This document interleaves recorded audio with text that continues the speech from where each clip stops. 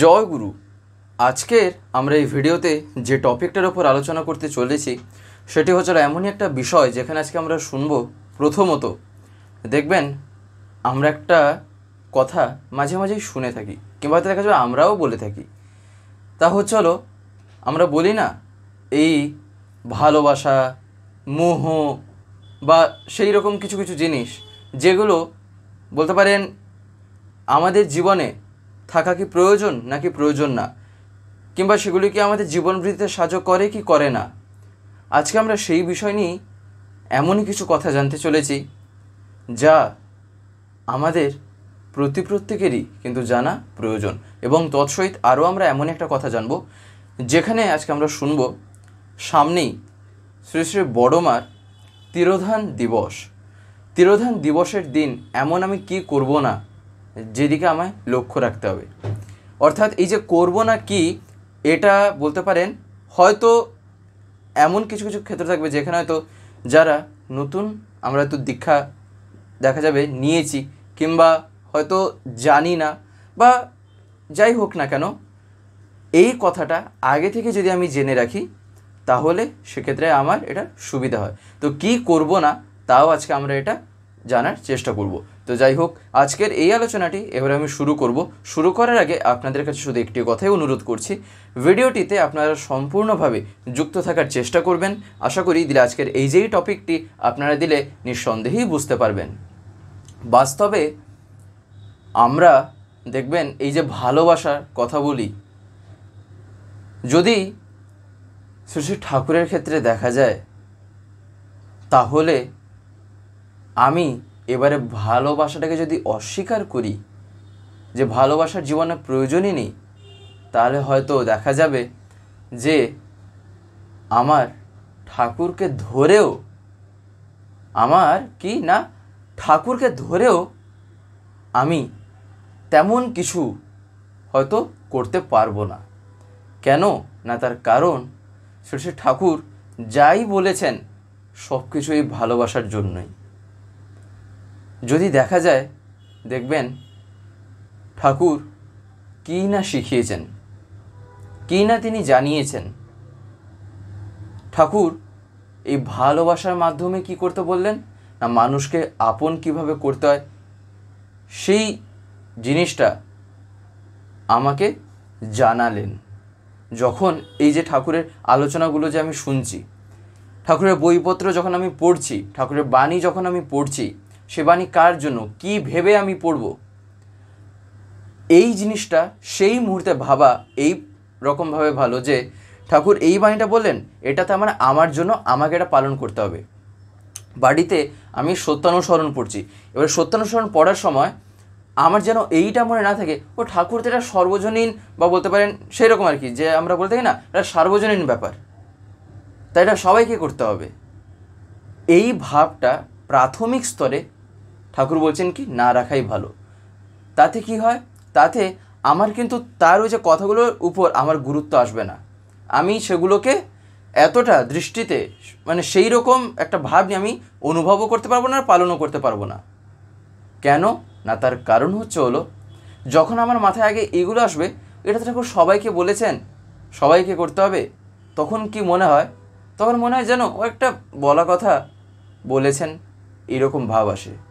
কিন্তু যখন আমি এই রকম করে ভাববো ঠাকুর এই বাণীটা তো আমাকে তাহলে বললেন, আমি যখন বাণীটা পড়ছি সে পড়ার সময় ঠাকুর বললেন আমাকে যে এই রকমভাবে চলতে হবে, তাই না?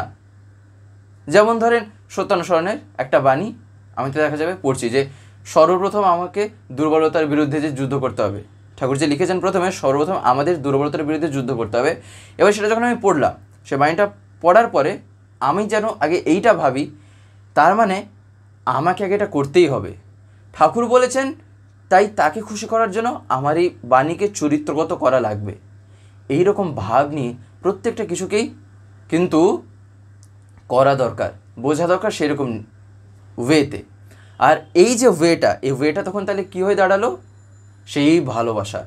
তাই যখন আমি ভালোবাসাতে কি না জুড়লাম, সেই ভালোবাসা কিন্তু আমার মধ্যে পরিবর্তন আনলো। এই কারণেই ঠাকুর ভালোবাসার উপরে এত জোর দিয়েছেন। এই যে যেমন এই বাণীটা পড়লাম, আমি কী কারণে এটা আমি চরিত্রগত করার চেষ্টা করলাম, তাকে ভালোবাসছি বলেই তো, তাই না? তাই ভালোবাসা এটা প্রত্যেকের মধ্যেই আছে। আর আরেকটা কথা, তা হচ্ছে হলো, দেখবেন আমরা অনেকে বলি স্ত্রী পুত্র এইসবের যে প্রতি একটা স্নেহ মোহ এইগুলো থাকে, তাহলে সেসব ক্ষেত্রে যদি দেখা যায়, তাহলে পরমপিতার জগতে কিভাবে এগোবো? আমার যদি ওদের প্রতি লক্ষ্য রাখতে রাখতে যদি জীবন কাটে, তাহলে আমার এই দিক দিয়ে কীভাবে বাড়বে? তখন শ্রী ঠাকুর বলছেন, বাস্তবে আমি যে বলছি এইটা আমাকে খুবই লক্ষ্য রাখতে হবে, তাহলে বুঝি আমার যখন স্ত্রী, আমার যখন পুত্র যাবে, আমার বুঝি আর তার দিকে দৃষ্টি থাকবে না, তার কাজে আমার মন লাগবে না। বাস্তবে তেমন মোটেই না। ঠাকুর বলছেন বরং আরও কাজে সাহায্য হবে। সে তোমাকে সাহায্য করবে যদি স্ত্রী দেখে যে তার যে স্বামী, তার স্বামী আরেক স্বামীর সাথে যুক্ত আছে। তার মানে কি? মানে স্ত্রীর যে স্বামী, এবারে তিনি যখন পরমপিতার সাথে, এখানে দ্বিতীয়বার যে স্বামী কথাটা ঠাকুর বললেন, এখানে স্বামী বলতে পরমপিতার কথা তিনি বলছেন।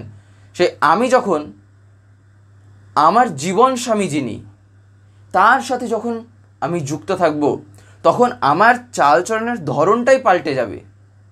ঠাকুর বলছেন আমার চলনা তাকে ধরে এমন হওয়া চাই যেন তা দেখে মানুষ চুম্বকের মতন যেন অ্যাট্রাকশন পায়। এতটাই তাকে নিয়ে বলতে পারেন কি না, সদা সর্বদা মত্ত হয়ে থাকতে হয়। তাই এই যত যা কিছু আমি যা দেখছি, প্রত্যেকটা কিছুর মধ্যেই কিন্তু তিনি সেই বোধ অনুযায়ী, সেই ভাব নিয়ে কিন্তু তিনি আছেন। সে ঠাকুরকে একদিন এক দাদা একটা কথা জিজ্ঞাসা করেন, তা হচ্ছিল, ঠাকুর আপনি যা বলেন তিনি সব জায়গায় আছেন, তো তিনি তো সেই এক, এবারে তিনি কিভাবে সব জায়গায় আছেন বা সেই একই রকম জিনিস নিয়ে? তখন ঠাকুর বলছেন, বাস্তবে আমি যেখানে যা দেখছি সেই জিনিসে যতটা অনুভব করা যায়, যতটা সেখানে বোধ করা যেতে পারছে, তিনি ততটা হয়ে কিন্তু তার মধ্যে আছেন, ততটা হয়ে তিনি তার মধ্যে বিরাজমান, যার মধ্যে তাই এবারে যেমন। তাই সব কিছুর মধ্যে যে সমানভাবে, বা বলতে পারেন আমি সব কিছুর মধ্যে সমানভাবে সেই অনুভূতি পাবো, তা কি? তা তো না। ধরেন কোনো একটা বই, কোনো একটা সাবজেক্ট হয়তো দেখা যাবে, ধরেন ক্লাস 5-এর একটা অঙ্ক বই আমি হয়তো এবারে পড়ছি, এবারে পড়ে এবারে আমার একটু জাগলো, আগ্রহ জাগলো, আমি এবারে কয়েকটা অঙ্ক এবারে সলভ করতে চেষ্টা করলাম। এবারে ওটাও তো অঙ্ক বই, ক্লাস 5-এর আমি একটা অঙ্ক নিয়ে আমি বসেছি, ক্লাস 5-এর ওই বইটা নিয়ে, এবারে আমার আগ্রহ জাগলো আরও একটু অঙ্ক সলভ করব। এবারে আমি তো আরও একটা বই নিচ্ছি, সেই ক্লাস 5-এরই, কিন্তু বইটা একটু মোটা, তাহলে তাতে আরও একটু বেশি অঙ্ক পাবো, আরও একটু হয়তো তাতে বেশি কিছু আমি জানতে পারবো, সেই সুযোগটা হয়তো আমার থাকতে পারে, তাই না? তাই এইখানে যে জিনিসটা দেখলাম, তা কি না, তা হচ্ছে হলো সেই এক, কি না তা তো বই, কি না সেই অঙ্ক, সেই জিনিসও বোঝাচ্ছে। তাহলে আমি কি এমন এক্সট্রা পেলাম, বা এটা যে আমি পেলাম না, তা ছিল যেখানে যতটা দেওয়া যেতে পারে, যেখানে যেমনভাবে থাকলে সেই বইটা পড়ে তার বোধটা জাগবে, ততটাই দেওয়া আছে। এই হচ্ছে হলো বোঝার, বলতে পারেন এক প্রকার উদাহরণ। শ্রী ঠাকুরের ক্ষেত্রে এই জিনিসটা প্রায়ই দেখা যেত। এমনকি যখন আমরা পরম পূজ্যপাদ শ্রী আচার্যদেবের কাছে যাই, লক্ষ্য রাখতে হয় তিনি কিভাবে প্রত্যেকটা জিনিসকে তিনি বলছেন, তার বলার ভঙ্গিমাটা কেমন আর আমার বলার ভঙ্গিমাটা কেমন, সেটা দেখতে হয়। দেখবেন তো যখন আচার্যদেবের কাছে আমরা যাই, তিনি কত সহজভাবে এক একটা জিনিসকে তিনি বোঝান, কত যে তার উদাহরণ তা বলে বলে শেষ করা যায় না, এত রকমভাবে তিনি বোঝান। হয়তো দেখা যাবে একজন তার জীবনে এমন একটা বিরাট বড় সমস্যা নিয়ে গেছে, সাধারণ লোককে বলে সে সেখানে হয়তো দেখা যাবে শুনেই তার মাথা থেকে ঘাম ঝরবে, কিন্তু যখন সে তার কাছে কি বলছে, সেই বলায় তিনি কিছু না, তিনি শুধুমাত্র একটা উদাহরণ, হয়তো দেখা যাবে তার জীবন চলনা, সেইটা নিয়ে কিছু একটা বললেন, আর সে নিজেই তখন সেই যে প্রশ্নের ইতে এসেছিল সেই প্রশ্নের উত্তর সে নিজেই তখন পেল। এইরকমই হওয়া চাই বাস্তবে যাজন, যেটা তার কাছ থেকে শিখতে হয়। এই কারণেই তো আচার্য। আচার্য কেন? আচার্য কথার অর্থ কি? শ্রী শ্রী ঠাকুর বলছেন যিনি আচরণ করে জেনেছেন, অর্থাৎ তার মানে আমি যখন আচার্যদেবের কাছে যাচ্ছি, আমার ভাবটা বাস্তবে তাকে দেখে যাচ্ছে কি কারণে? এই কারণেই যাচ্ছে, তার কারণ তিনি বাস্তবে তা নিজে করেছেন বলেই। এই কারণে আমার তাকে দেখলে এতটাই মন বলতে পারেন সেই স্তরে ওঠে, কিংবা সেই শ্রদ্ধাটা জাগে, এই কারণের জন্যই। আর এই যে এই যাজন, এই যেভাবে তিনি বলেন, বাস্তবে একদিন এই যে কথাগুলো তার মধ্যে যে আমরা দেখছি, এর অনেক কথাই দেখবেন সব কিছুই শ্রী শ্রী ঠাকুর আগেই কিন্তু বলে দিয়েছেন। আমার যদি একটু আগ্রহ থাকে, আমার যদি একটু জানার কৌতূহল থাকে, দেখবেন সব কিছু এমন আস্তে আস্তে ঠিক ধরা পড়বে। যদি আমার সে আগ্রহ আর যদি সেই বিশ্বাসটুকু থাকে, তাহলে দেখবেন আচার্যদেবের মধ্যে যে জিনিস আমরা দেখি না, পরমপিতা ঠিক সেই জিনিস আগে থেকেই বলে দিয়েছেন। তাহলে কেন আচার্যদেব বলছেন?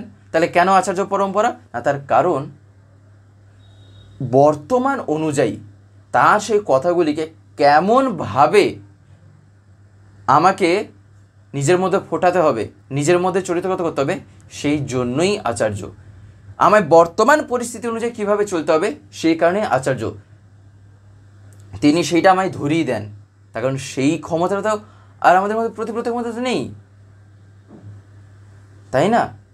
এই কারণেই কিন্তু ইষ্ট আচার্যকে মাথায় নিয়ে চলা দরকার। আমরা এই যে আলোচনাগুলো শুনছি বা দেখছি, একটা জিনিস লক্ষ্য রাখা দরকার, আমরা কি প্রত্যেক দিন এই ভিডিওগুলো পাই এই স্বস্তিতীর্থ থেকে বা চ্যানেল থেকে? দেখবেন আপনারা হয়তো অনেকে এমন আছেন যারা ইউটিউব খোলার পরে এরকম স্ক্রল করেন, দিলে আপনারা দেখতে পান। কিন্তু আপনাদের যদি ডেলি তার কথা শুনতে হয়, প্রত্যেক দিন যদি শুনতে হয় পরমপিতার কথা বা বিভিন্ন ঘটনা বা দর্শনের উপর আলোচনা, তাহলে আপনাকে তো চ্যানেলটিকে সাবস্ক্রাইব করে রাখতে হবে, যেটা অনেকে আমি দেখতে পাই হয়তো করতে জানেন না। বিশেষ করে যারা একটু বয়স্ক আছেন বা যারা মানে এতটা এক্সপার্ট নন মোবাইলের ক্ষেত্রে, তাদের কাছে আমি বলছি, আপনারা যদি না পারেন তাহলে বাড়িতে যারা ছোটরা আছে তারা এইসবে একদম পুরো মাহির, এক্সপার্ট, হাতের খেলা তাদের কাছে, তাদেরকে বলবেন, তারা করে দেবে। বলবেন সাবস্ক্রাইব করে পাশের যে একটা বেল আইকন আসবে ওটা প্রেস করে অল করে রাখতে। দিলে কি হবে, আমি যে ভিডিওগুলো আপলোড করব, আপলোড করা মাত্রই আপনাদের মোবাইলে নোটিফিকেশন চলে যাবে। নেট যদি অন থাকে তাহলে নোটিফিকেশন চলে যাবে যে ভিডিও আপলোড হয়ে গেছে। তখন আপনারা সেখানেই ডাইরেক্ট প্রেস করে ইউটিউবে ঢুকে দেখতে পারবেন। তখন আপনাদের ইউটিউব খুলে আর খুঁজতে হবে না, তাই না? তাই আপনারা যাতে প্রতিদিন শুনতে পান, তাই আপনারা এটা অতি অবশ্যই করে রাখবেন। এই যে যাজনের কথা যেটা আমরা শুনলাম, যে তিনি কিভাবে বলছেন, তিনি কিভাবে বুঝছেন, আর আমি কিভাবে বলছি, সে ভঙ্গিমাটা দেখা দরকার। একদিন যেমন এই প্রসঙ্গেই যেটা মনে পড়ছে তা হচ্ছিল, শ্রী শ্রী ঠাকুর একদিন বলছেন যে যাজন করা চাই সক্রেটিসের মতন। ঠাকুর উদাহরণ দিয়ে বলছেন, ঠাকুর নিজেই দেখেন কীভাবে উদাহরণ বোঝাচ্ছেন, যে যাজন করা চাই এমন যেমন পুরো সক্রেটিসের মতন। তার কারণ কি বা কী কারণ ঠাকুর বললেন? ঠাকুর তখন দিয়ে বলছেন যে যাজন এমনভাবে করতে হয় যেখানে যাজনটা যে করা হলো, সেই যে প্রশ্নটা তার মনে ছিল উত্তর সে নিজে খুঁজে পাবে। এই কথা শুনেও যদি মনে হয় বলতে পারেন বোঝা না যায়, ঠাকুর আরও তারপরে বলছেন, যেমন একটা শিক্ষকের কাছে একটা ছাত্র বসে পড়ছে, এইবারে ধরেন সে একটা জায়গা ধরতে পারছে না, বুঝতে পারছে না। এইবারে দেখবেন শিক্ষক কি করেন, তাকে কিন্তু এত সহজে উত্তরটা বলেন না, তাকে সেই উত্তরের কাছাকাছি জায়গায় নিয়ে যান। যেমন ধরেন a+b² যদি ফর্মুলা a²+b²+2ab, এবার হয়তো তার সেটা সেরকমভাবে এই মুহূর্তে মনে পড়ছে না, হয়তো প্র্যাকটিস নিয়ে ভুলে গেছে, যাই হোক না কেন, দ্বিতীয়বার যখন তিনি জিজ্ঞাসা করছেন সে যখন বলতে পারছে না, তখন তিনি পুরো উত্তরটা থেকে বলছেন না, তখন তিনি আস্তে আস্তে করে এইটুকু বলছেন। এই যে বলছেন, এইবারে সে নিজেই তার মুখ থেকে বলে দেবে। কিভাবে না, ওই মনে পড়ে যাবে। এটা তো গেলে জাস্ট পড়াশোনার ক্ষেত্রে, কিন্তু জীবনিকার সব ক্ষেত্রে সেই রকম হবে যে আগে থেকে একটা জিনিস হয়ে আছে, আমি পরবর্তীকালে ভুলে গেছি, আবার মনে পড়বে না। জীবনে এরকম বহু পরিস্থিতি আসবে যেগুলো ইনস্ট্যান্ট ফেস করতে হয়। তাই সেক্ষেত্রে কি হয়, এইরকমই সেটাই ঠাকুর বলছেন। তাই যাজন এমন হওয়া চাই, ধরেন কেউ কোনো একটা পরিস্থিতি আছে, আমার যাজনটা হয়তো এমনই হলো, সেইখানে সে তার উত্তরটাই নিজে খুঁজে পেয়ে গেল, নিজের প্রশ্নের উত্তর নিজেই বের করলো। এইটা হচ্ছিল যাজনের বলতে পারেন একটা অন্যতম কৌশল। ঠাকুর বহু কথা বলেছেন, তার ভিতরে একটা অন্যতম একটা পথ ঠাকুর এটা একদিন বলছেন। এই কারণে ঠাকুর বললেন যে যাজন এমনভাবে করতে যেন পুরো একটা এমন ভাব নিয়ে, সেই সম্বেগ নিয়ে করা চাই, আর তার প্রতি সেই বিশ্বাসটা রাখা চাই। তার প্রতি ওই বিশ্বাস থাকলে দেখবেন এসব কিছু আস্তে আস্তে বোঝা যায়। তিনি দয়া করে তা ধরিয়ে দেন। তিনি যদি দয়া করে না ধরান, তাহলে আমার কি ক্ষমতা আছে যে আমি তাকে বুঝবো, আমি তাকে ধরবো? সে ঠাকুরের একটা বাণীতে দেখবেন তো কি লেখা আছে, ঠাকুর কি বলছেন? ঠাকুর বলছেন যে পুরুষোত্তমের কৃতি আচরণ তিনি না বোঝালে বোঝে কোন জন। তাই তার সেই করা, তার সেই বলা যদি বাস্তবে ফিল করতে হয়, তাহলে তার প্রতি কিন্তু বিশ্বাস রাখতে হবে। আমার বিশ্বাস যেমন, আমি কিন্তু ফল তেমনই পাবো।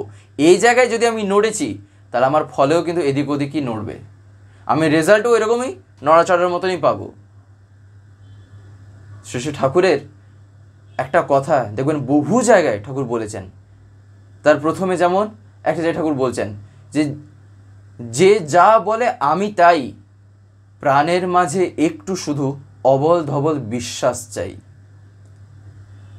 যে যা বলে আমি তাই, অর্থাৎ ঠাকুরকে যে যাই বলছে তার কাছে ঠাকুর সেই রকমই। তারপরে ঠাকুর কি বলেন, প্রাণের মাঝে, অর্থাৎ আমার এই যে জীবন, প্রাণের মাঝে ঠাকুর বলছেন সে অবল ধবল বিশ্বাসটা দরকার। সেই বিশ্বাসটা এবারে যার যেমন, সে ঠিক সেরকমভাবেই কিন্তু তাকে পায় তার জীবনে।